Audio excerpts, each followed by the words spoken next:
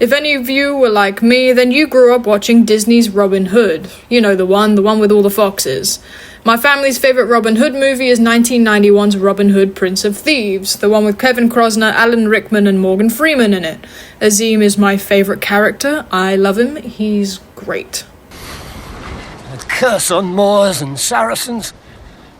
Were it not for their ungodly ways, Master Robin would never have left. What manner of name is Azeem? Irish? Cornish? Moorish. That's like my favourite clip from the film. Anyway, the legends and myths of Robin Hood are extensive. Everyone knows who he is. A fictitious character derived from legends of various real men of bravery who were folk heroes against the oppressive forces of tyrannical powers. But this video isn't about Robin Hood, but rather the man who became the infamous villain of the story. Not the Sheriff of Nottingham, it's the King.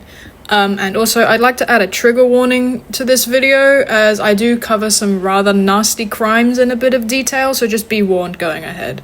Hello and welcome to the channel, Superflair5000. I am your host, Galileo, and today I'm going to be talking about one of England's most evil kings, and the charter that's still used as the basis of modern UK laws that he had to sign about 800 years ago, King John and the Magna Carta.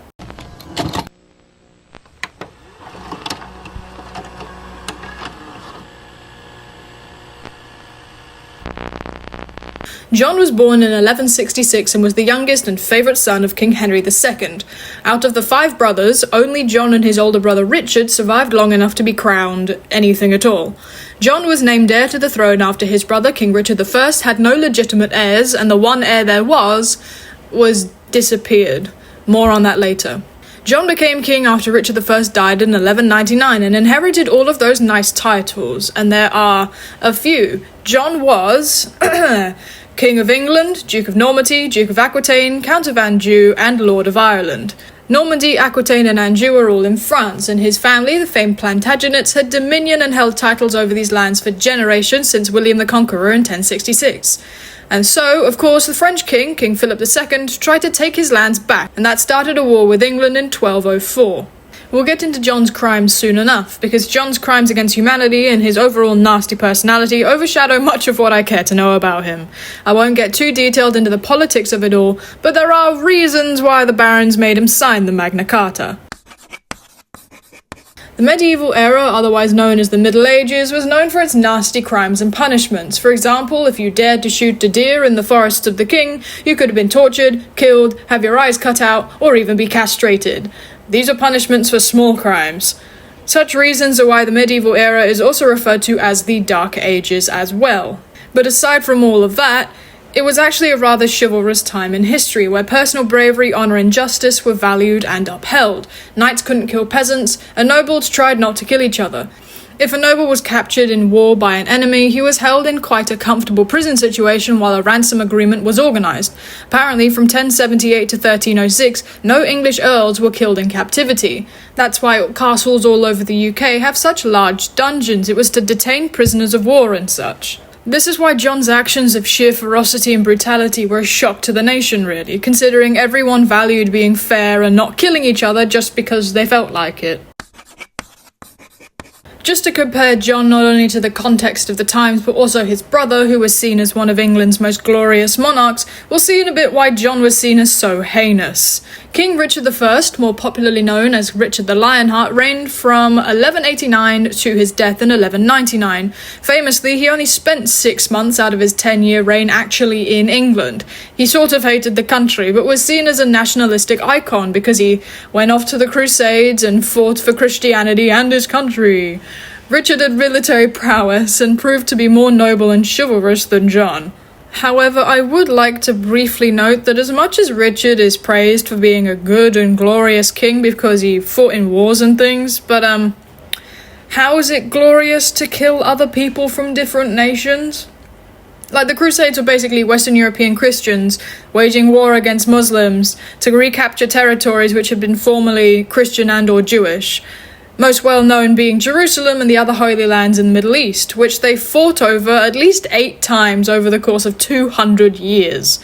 Richard was seen as good for not killing his own people, but going into battle countless times against foreign nations was a glorious thing to do, apparently. Admittedly, going into war needs bravery, but killing other people isn't any more chivalrous than killing your own. But all that considered, Richard was nowhere near as bad as John. The one legend everyone knows links back to the tales of Robin Hood, where while King Richard was away fighting the Crusades, other wars, or was otherwise imprisoned somewhere, John tried to seize the throne and obtain full power over England.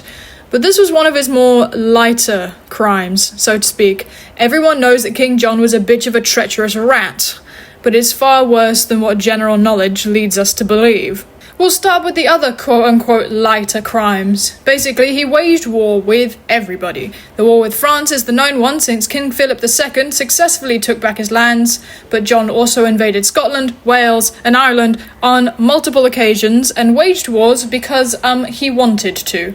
Apparently, if he thought that the other rulers had crossed him in any way, even if they really hadn't, he'd march his army into town and start a war, and we all know how horrific siege warfare was. It was needless bloodshed, and really, I think war and invasions just always are. Another tale from Robin Hood was the extreme taxation John enforced, and he enforced it with violence, robbing, pillaging of villages, burnings, killings, executions of whoever dared to oppose his enforcers. He needed the money to fund his wars, so he taxed both the poorest of the poor and the richest in the country, and he himself orchestrated murders too. King Richard I had no heirs, as I mentioned earlier, and the next in line to the throne would be their nephew Arthur I, Duke of Brittany, son of Geoffrey, one of Richard and John's brothers. It's alleged that in around 1202, John basically kidnapped Arthur when he was only a child and held him prisoner in several places in both England and France. And at some point, people reckon when Arthur was about 15 or 16 years old, he was transferred to Rowan Castle and disappeared into history and presumed dead. We can't be sure of what happened because there are a few different stories, but there's an account from the Magna Annals that was written shortly after Arthur's death that reads, "After King John had captured Arthur and kept him alive in prison for some time at length in the castle of Rowan, after dinner on the Thursday before Easter, when he was drunk and possessed by the devil, he slew Arthur with his own hand, and tying a heavy stone to the body, cast it into the Seine. It was discovered by a fisherman in his net, and being dragged to the bank and recognized, was taken for secret burial, in fear of the tyrant, to the priory of Bec, which is called St. Mary of the Meadow." So basically, John got drunk, killed the boy, and dropped his body in the Seine. Nasty. However, some accounts say John didn't murder the boy himself, but sat back and watched as a soldier or jailer did it for him. All the same, he killed the boy. John was also a mass murderer, and in a time where you would have upheld some semblance of fairness and chivalry towards your captives, John, did not. In one instance, John captured 22 knights, and while those knights expected the honourable confinement, which was normal for nobles at the time, John surprised them by marching them to Corfe Castle in Dorset, where he starved them all to death in terrible prison conditions. He did these mass murders several times over the course of his tyrannical reign. One of the worst and more personal instances was in 1210, where he captured and locked up the wife and son of one of his friends, a William de Brise, and starved them to death in the dark of a dungeon. When the cell door was opened one day, it is said that they lay dead, huddled together, and the mother had clearly tried to eat her son's face. John was also an extreme coward, so it seems. He ran away from a fight more often than not. When the King of France invaded Normandy in 1203, John fled back to England. When he went back to France to fight in 1206 and again in 1214, John was said to have taken his horse and run away when he found out the enemy was approaching. And in 1216, when the French invaded England, John ran off again, each time abandoning his men, sentencing them to fight and die in battles he himself was too scared to face. And for the chivalrous times of the medieval era, where bravery was very much valued, this was an absolute disgrace. John also had beef with the church, specifically the Canterbury monks and the Pope, Pope Innocent III. The basic summary is that the most recent Archbishop of Canterbury, Hubert Walter, had died, and the monks of Canterbury were doing their usual thing of voting to see who the next Archbishop would be. John, however, wanted the title to go to a man he chose himself. The monks didn't agree, and the Pope appointed someone before John could. And this is where we see how much of a petty bastard John could be. John had a hissy fit over this, banished the Canterbury monks, and seized all of the lands for himself. He also, just as a lovely little cherry on top, enforced papal interdict, which basically means that he banned church services all over England. No one could go to church. No one was allowed to. No church services were to be held in any church in the kingdom. And for a time that was really quite religious, this was a bit of an upset, to put it lightly. And to top it all off, John was a serial rapist, forcing himself on the wives and daughters of his barons. The barons were already angry with John, what with the mass murder, the starving of nobles, the heavy taxation of the rich and poor alike, the church thing, and now the violations of their wives and daughters. They all banded together to form a rebellion against the king. The Barons' rebellion consisted of around 40 men who conspired to kill John while in battle, but were unsuccessful. Pope Innocent III sent Cardinal Stephen Langton to England to help draft the first copy of the Magna Carta, meaning the Great Charter in Latin. Langton was actually the Pope's pick for Archbishop of Canterbury, which he did actually become despite John's very clear pushback. Langton mediated the signing of the Magna Carta between the king and the barons. It was sort of meant to be a peace treaty, a way to negotiate out of a civil war, which didn't actually work because they all resumed their fighting anyway. So what is the Magna Carta? The Magna Carta is a document containing 63 clauses of rules and laws that the barons made John sign. This document emphasised that the monarchy was not above the law in any capacity. Before this, there was sort of no need for this rule to be enforced, since no other monarch had been this bad to their own people before. Well, actually, they probably were, but the barons, who did hold power, finally wanted to do something about it. I won't read you the entire document, but I will highlight some of the clauses that are actually still referred to as law in the UK today. There are only 4 of the clauses that are still relevant, but the 2 that everyone knows are clauses 39 and 40, which read, "No free man shall be seized, imprisoned, depossessed, outlawed, exiled, or ruined in any way, nor in any way proceeded against, except by the lawful judgment of his peers and the law of the land." And, "To no one we will sell, to no one we will deny or delay right or justice." Other clauses that are heavily referenced in the law are about how the monarchy can't raise taxes unless a council of barons agreed. In John's time, there was a council of about 25 barons set up just so the king couldn't skirt around the rules. Other clauses talk about land ownership rules and heavily emphasise people's legal rights and rights to due process, as referenced before. In 1297, King Edward I put the Magna Carta in Parliament and made the document official laws. Around 500 years later, when the United States was establishing their independence from the British, the Magna Carta informed the basis of the US Constitution. I'm not going to comment on how it is, or rather isn't, being upheld today. But in 1945, the key principles of the Magna Carta were used in the Universal Declaration of Human Rights after the Second World War. In 1215, there were 13 signed copies which were spread around England. There are only 4 of these copies that survive today, and they're still in different places. The best preserved copy is in Salisbury Cathedral, which I actually went to see in 2023 when I was 18. Here's me and my younger sister in the area in which the Magna Carta is kept. You're not allowed to photograph the actual document while you're there, though. But the cathedral itself is absolutely incredible. We actually went on a special tour of the place while there. Well worth the cash. The Magna Carta is an incredibly important historical document, and many of its clauses, or at least its principles, are still upheld in the UK law today. Another thing upheld and remembered was John's rotten legacy. John died in 1216 at the age of 49, having been ill with dysentery and gout for some time. The constant battles probably didn't help, but neither did the attempted assassination. Some people believe John's illness and death was caused by someone poisoning him, but there isn't any solid proof of that, so we'll never know. John is buried in Worcester Cathedral, but for some reason his heart is in Croxton Abbey. But whatever the case of his death and burial, we know that what survived of John was his absolutely rotten reputation. There are some people who think that the accounts of King John intentionally paint him as evil, and it was all some sort of smear campaign against the king.